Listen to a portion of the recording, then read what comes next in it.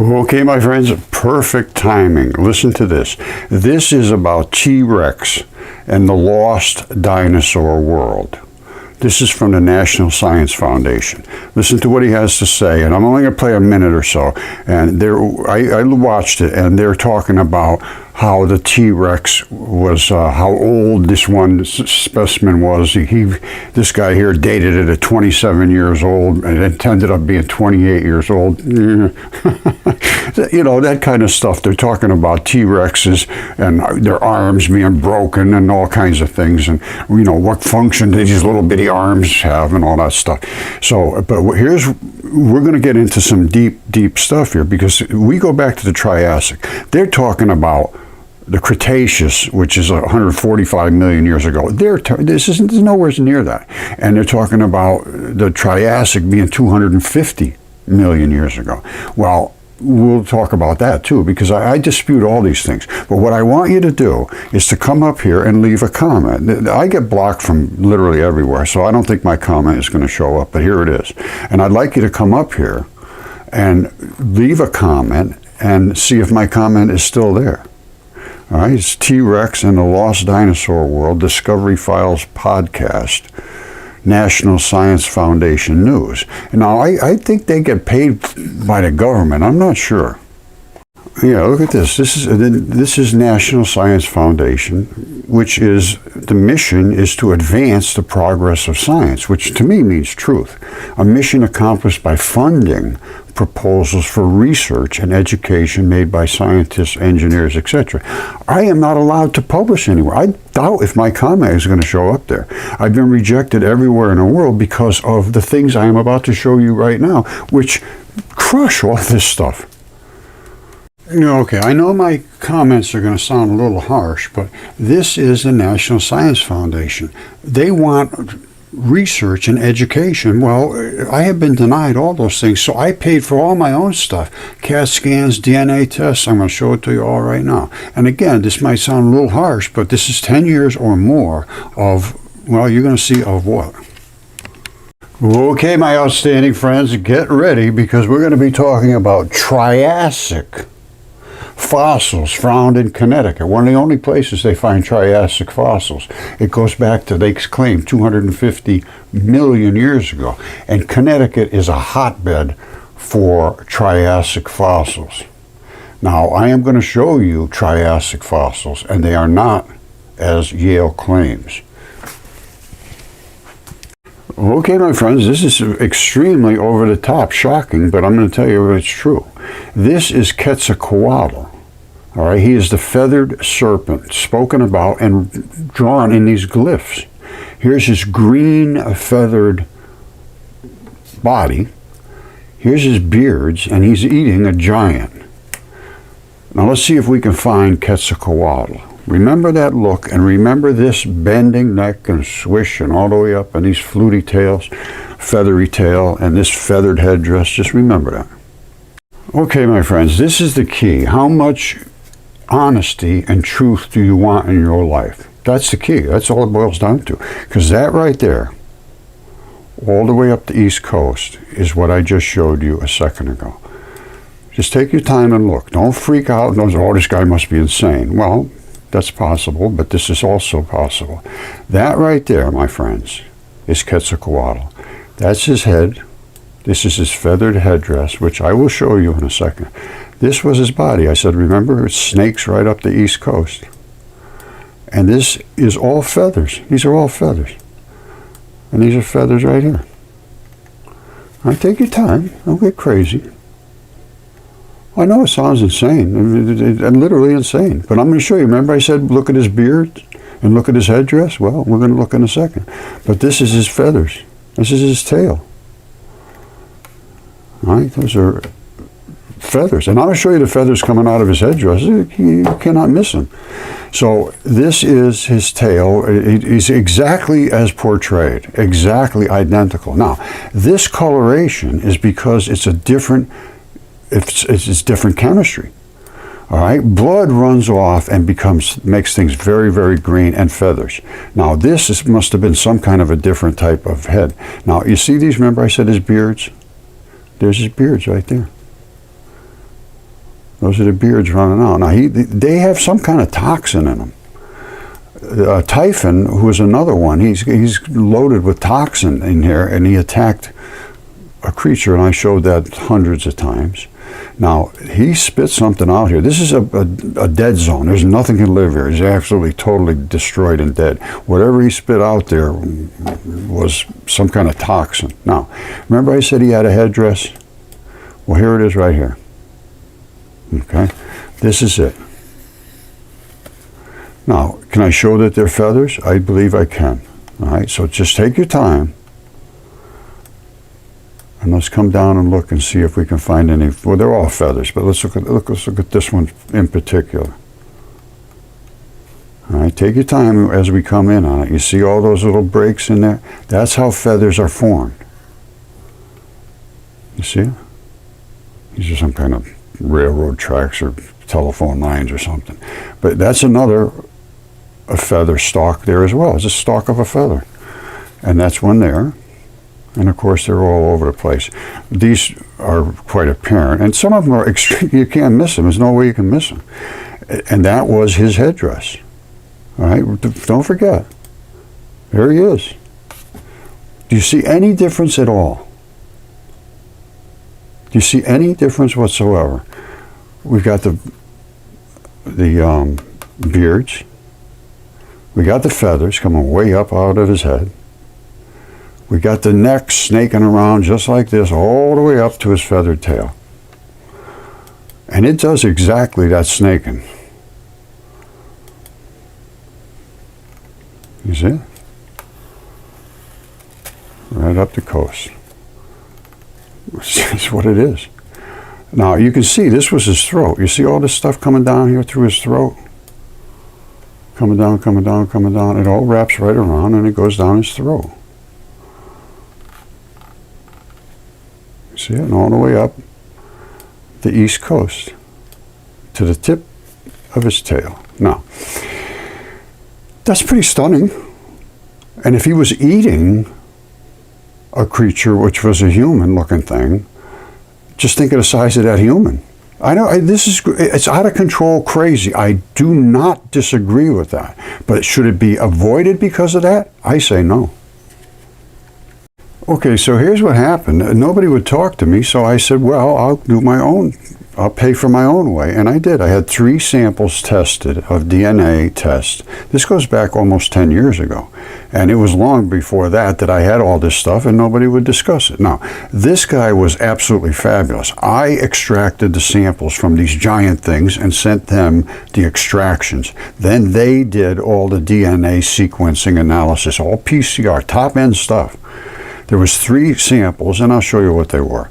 And they all came back as human mitochondrial DNA. And it details all the way they did it, and all the negative controls were negative, and all of the things were what I said they were. An excellent quality DNA sequence obtained from the 36-inch tip and the lung.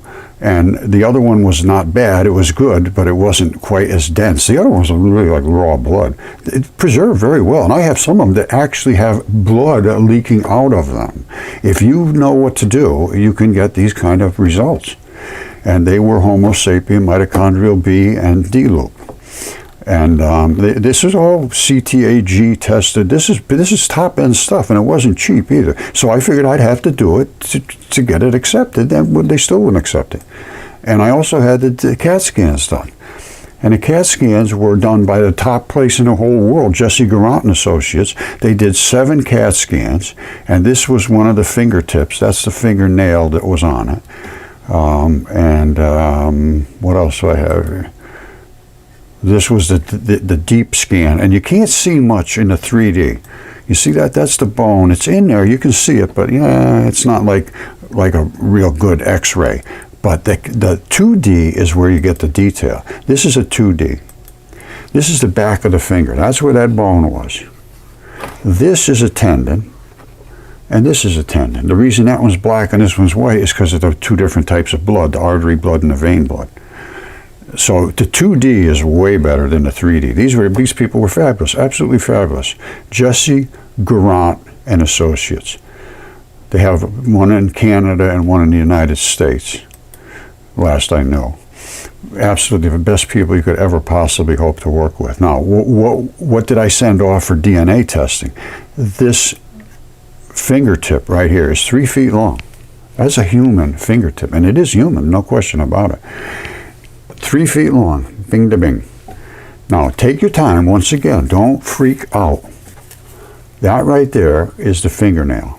Just follow it around, take your time. This is the front of the fingernail, just like yours. Same thing. Now, this is the little pad that goes behind the bones so they don't rock on the next bone. All right, this is the vein and artery. And this piece right here, I whacked with a sledgehammer. So I think it was like a 15-pound sledge or something. Bam, and it popped right off a piece of skin. And the skin has the fingerprints on it. All right, I'll show you that right now. Don't forget, this is the piece I broke right off here, because you can't get any blood out of here. This is really, that stuff hardens up hard. In your grip skin is 50 times more silicone than normal, because it's just tough. It's tough. I did all the chemical analysis on it and all that stuff too. But here's what popped right off. Here it is right here. You see that? That's fingerprints. Those are sweat pores. That's the ridge. You see the finger ridges, and they have the sweat pores in them. You see up the sweat pores right there? Now, my thumb is approximately the width of one fingernail, fingerprint ridge. This is a big guy. And it popped right off just like that. This is just like a scab stuck to the hand. It just popped right off. And you can't get any blood out of there. That's the way I had to do it. But then when you get down in here, it's saturated. You see what fingers are like? They're absolutely saturated inside. Remember I told you one side was black and one side was red? Well, that's because one side has vein and one side has artery. 2 different types of blood. In us, when it's sequestered in your veins and arteries, it's red and blue. When they die, and over the course of time, the blue blood just turns black. The red blood stays red. All right, remember I showed you that fingertip? Well, the fingertip is from a thumb. This is the palm, and I'll show you that in a second. There's a round spot right there, and then there's another one right over here. You can see them right there at the bottom of your, right here, they're right there. Now, that hand is the little finger goes off this way. That cleave is right there, just the same as it is with yours. And there's a tendon that runs right down. You lay your hand back like that, and you'll see that tendon. And this, of course, is the cleave right here, and then your thumb goes off this way. All right, could you see that? You see that tendon running right down there? You have one on your hand too, I hope. All right, this is the fingertip. This is just a fingertip. And that's the one I showed you in the CAT scans and all that. That's where the tendons lock right in there so you can move your hand around. And this is where the bone was. I showed you that. And the one side was the red and the other side was the black. I broke that off so I could see if there was any bone left. And there is actually some bone in there. It's not completely transitioned. I have other bones here like this one too. It looks completely transitioned. But it isn't. There's one tiny spot right there. That little white spot there is actually still bone. So these were not just gooey creatures when this happened. This is all due to this great flood. And they were giants here on Earth. There were giants in the earth on those days. And then after that, when the sons of God went into the daughters of man, they had more giants. These are giants. I don't care how you look at it. Now, there was same stuff our size, too. This is one of the other ones I had DNA tested. This is a CAT scan. And this is a lung. And it's flat as a pancake. You see it? They all died in the Great Flood. And the reason it was preserved so well is because of the heavy saltwater silicates. And again, Yale agrees with that, only they put it back at 250 million years before there was any bones or teeth or shells or anything, is what they say. And that's just not true. Mine are all the soft-bodied creatures that have preserved. And then there's these oddball things like this here, which is a no-toe. The toes are built right in. That's not a shoe. But it looks like it has a sole on it. I know. It looks crazy. It's not a shoe. And that's where the flex in the front would be. And we had a lot of these. There's a ton of these. And they're all, I have several different actual species of them. And here's some more. Right here, right here. You see these here, these are out in Missouri. My friend Tish Egerton found these. She went out 15 minutes and found those after I made her a challenge. I said, you go out and take 15 minutes and see what you can find. She comes back with these. I'm not kidding you. And I sent these pictures and all this stuff, all my DNA tests and CAT scans, everything's a place in Florida claims they can tell any fossil, and it came back, oh, it's just weathered limestone. It just happens. They just sort of look this way. I said, you kidding me? And it's they really don't care about the truth. It's too invasive to their way of thinking. Now, I think I forgot to show you the hand where the bones are. You see that bone right there? You see this big bone right? You know, that's exactly what I showed you. And that's the tendon running down. That's the cleave in this here. This is the grip skin on this hand. Grip skin is totally different than normal skin. It's made to disintegrate and be ripped off your hand when you do work.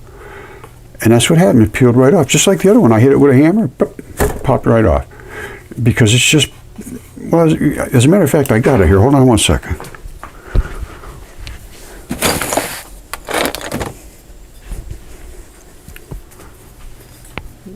All right, this is the piece I showed you before. It's hard to see because I smashed it up a little bit, but that is one of the fingerprint ridges. And this was where the fingernail curved up through here. And because you have a little slip of skin that's normal, and then you get right into your fingerprint ridges. You see how that just popped right off? It's like a scab. It wasn't attached. It didn't. It just glued on there, just like I showed you. And this is the same stuff. It's just peeling off. Very strange, but I mean, it's just the way your body works. That skin is designed to do a lot of work. And here's this is that piece right here, but I broke it up after that. And it just popped right off, just like that. All right, when I said they have blood leaking out of them, they do. Some of the bone foramen, where the vein and artery attached to the necks, wherever they go, to the muscle or whatever, when they rip out, you get a scab. And this had scabs.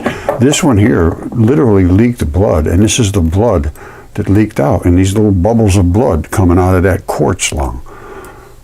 All right, this one completely absorbed quartz, except for down in here. It kept the blood. Blood is just unbelievably tenuous.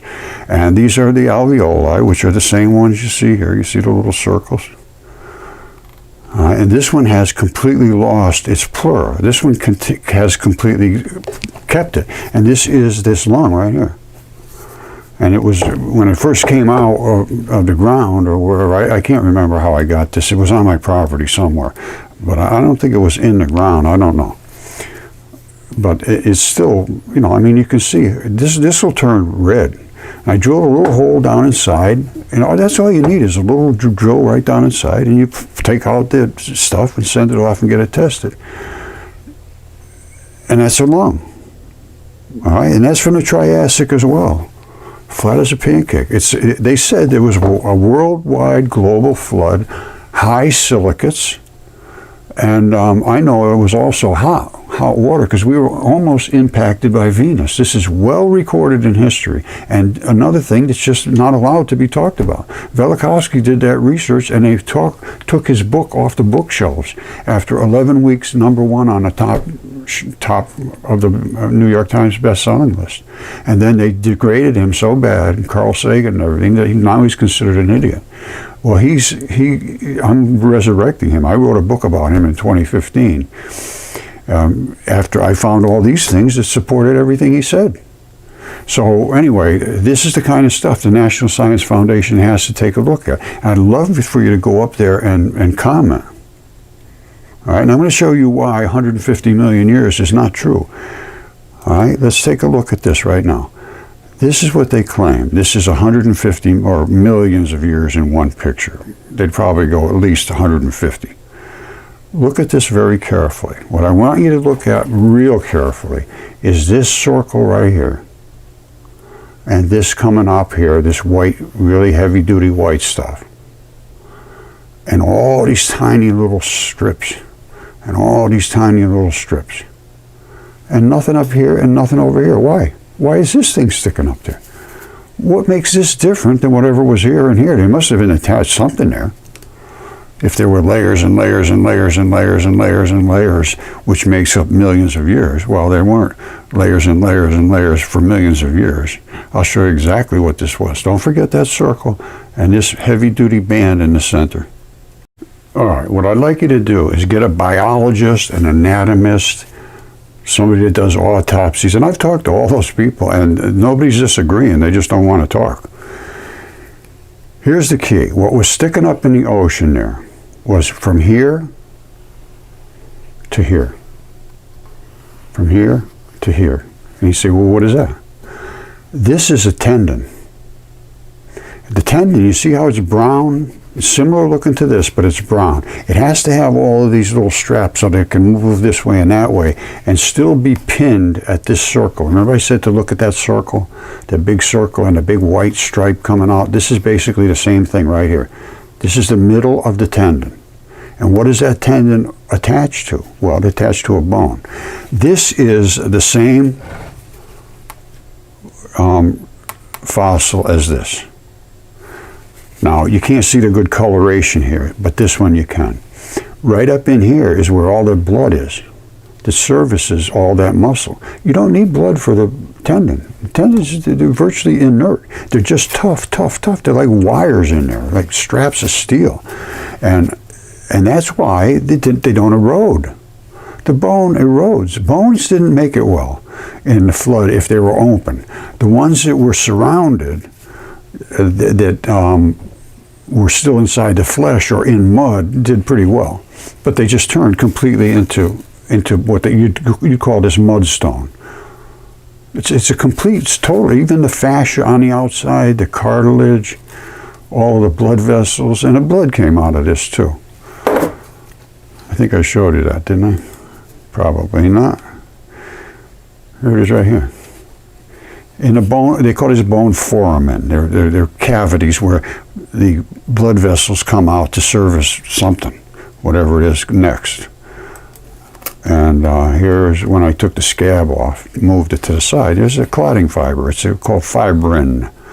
And down here is the black and the red veins, an artery. And here it is somewhere. Here it is right here. That's where the red one was that made the scab. The red runs right out. The black has this was where the black was. You see, you can see the little tube of black come to wherever it went to. And this went to wherever it went to. They go to the next bone or to muscle or whatever.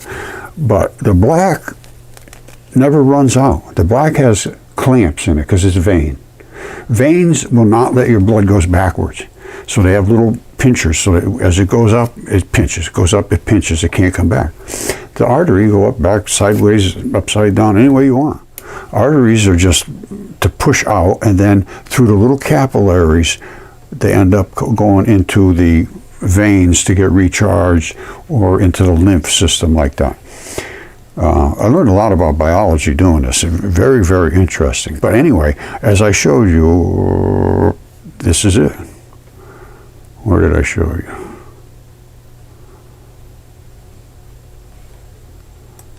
All right, this is it right there. That's the tendon in the center. That's that heavy-duty jobber. And the bone just goes away. And the muscle just goes away.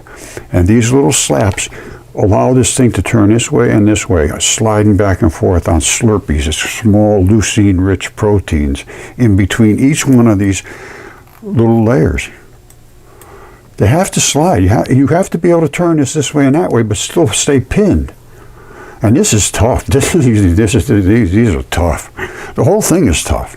This is connective tissue. This is not muscle fibers or anything. The other stuff was muscle fibers. Where'd I go? Here it is right here. These are muscle fibers, but there's still a lot of mineralized stuff, see, like this, right in the very early part of the muscle. But once you get right out to here, you see, now you're into your muscle and it just falls right apart. Here you still got a lot of connective tissue, but the blood is got to flush down into here for all these sarcomeres do this. Up here you're not doing much of that. You're just sort of making a transition from absolute toughness to pretty damn tough. And if you look, there's abrupt transitions. You see right here? That's an abrupt transition between this chunk of tendinous stuff, which is tough, and then this chunk here, which is not quite so tough, and then out to here is into the muscle, and it just falls apart. And that's it right here. And that's where the bone had attached back here, and there's that circle, and there's that real heavy-duty stripe in the middle, and it still has all the little slips and stuff that the other one does. You have to have all those little things so it can slide back and forth as it moves up and down. Okay, so what I'd like you to do is to come up here to the National Science Foundation News, which I'll put a link to this. This has been up here for 9 hours, and I commented a while back, and I still see 0 comments. I think I'm blocked here, which that's just a standard for me. So if you don't step up, we're just going to be walking around in circles.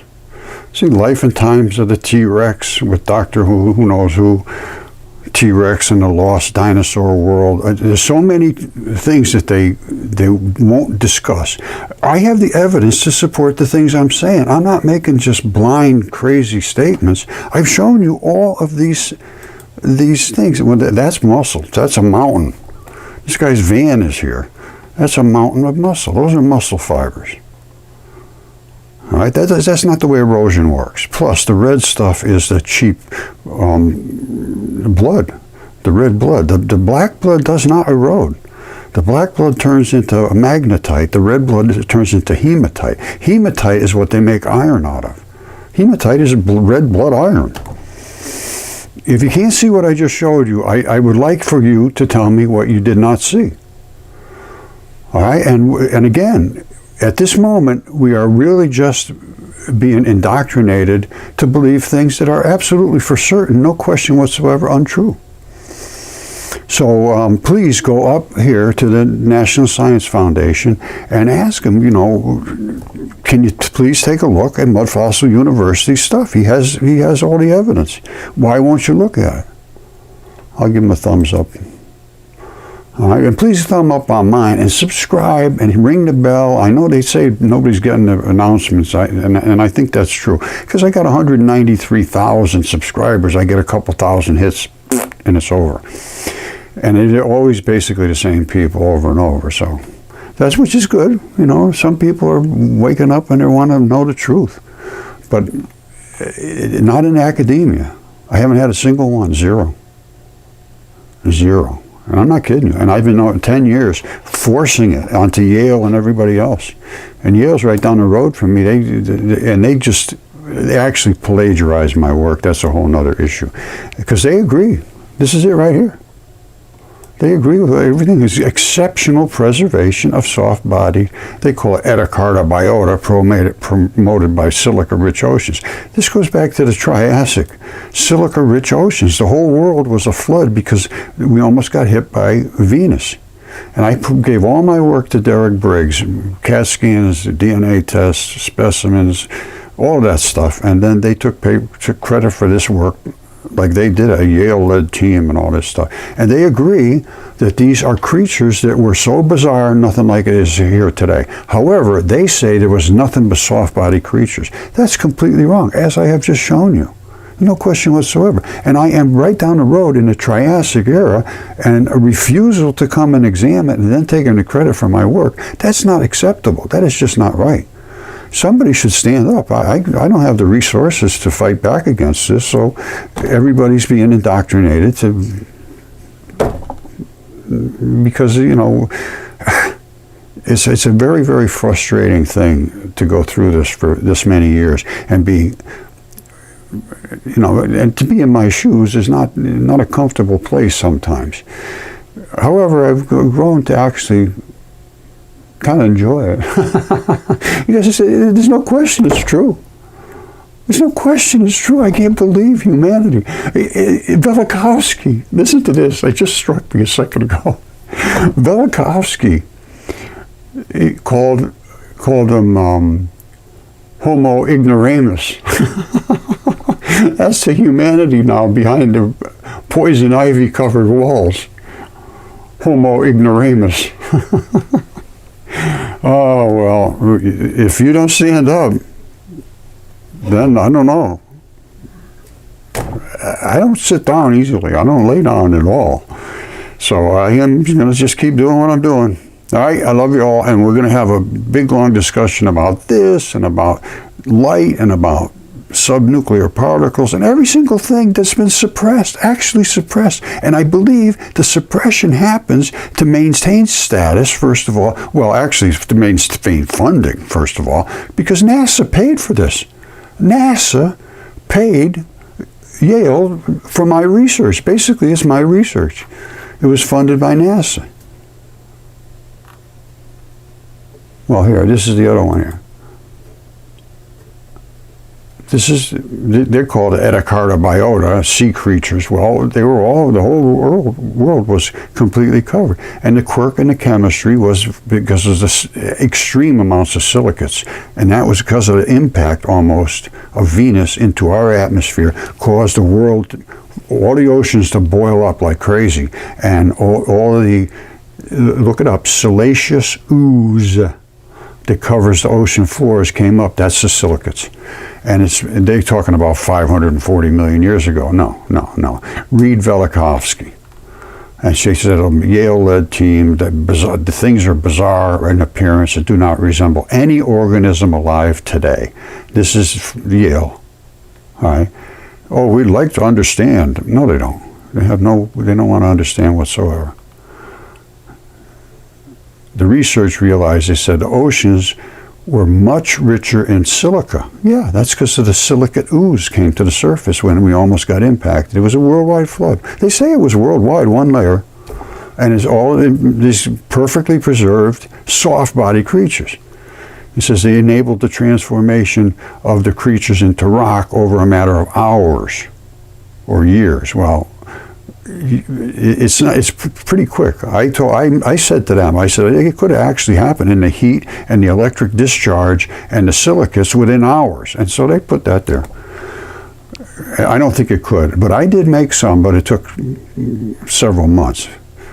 Anyway, the Edicarta orchid is rapidly buried in underwater storm events. Yeah, underwater storm events. We almost got impacted by Venus. And then they talk about sand. No, it was mud. The mud is the key. So the team conducted its research using microscopes. Well, that's my microscope right there. And yes, I did use microscopes to do my work. Now, listen to this. Here's Derek Briggs. Derek Briggs. This is the guy I gave all my stuff to years earlier. And I'm not just talking about this. I'm talking CAT scans and DNA tests, and I got the specimens. He could drive down here in 15 minutes. I could drive down there in 15 minutes, which I was perfectly willing to do, and I was refused. So anyway, he's the director of all kinds of stuff going on here at Peabody Museum. And guess what? Who supported this? National Science Foundation. And also, who else? NASA. This is our money. Funding my research, giving it to Yale to take credit for my work. This is really not very good. So don't forget, they're using your tax dollars, and I'm sure they're spending a lot of them, to give to these people that are basically their friends as far as I'm concerned, because they don't really care about the truth. Send them information and questions. I'm blocked. My emails go out as spam, and watch out, don't open this, the guy's insane, all this kind of stuff. I'm telling you, I'm not kidding you. I am blocked literally from the world. And if you have stumbled across my information, you are an exceptional person, and you are destined to be intelligent and not a homo ignoramus. Okay, my friends, here's another thing. This is I'm talking about the Triassic period. They're looking in northern Argentina, and who is they? NASA, the people we're paying. They won't look at the things I present, and I presented a ton of stuff to them, all kinds of things, and they just completely refuse to engage. And so they're looking down at this saying, oh, there was all kinds of mammal-like reptiles living there 250 million years ago in this Triassic period. Now, listen to this. On February 28, 2023, the moderate resolution imaging spectrometer on NASA's NASA's Terra satellite acquired this image of Talamapia and we used to go to Buddhist park. I don't know. The two parks jointly cover. Well, who cares about that? I'm showing them Quetzalcoatl. They won't look down from their fancy-looking telescope. They want to look at something else. I can't believe it. Why won't they look at that? This is what I'm talking about. They're giving money to all their friends and refuse to look at anything that is obvious because it's too spectacular. I'm sorry. It is spectacular. No question about that. Is it true? No question about that. And they're paying for these kind of studies with our money, NASA, National Science Foundation, all of these people. And they, I can't believe that they are that incompetent that they can't see what you just saw. And if you're that incompetent that you can't understand what you just saw, I can't understand that either. They refuse to look because their status and their funding is in jeopardy. Just the way it works. I'm sorry about that. I love you all.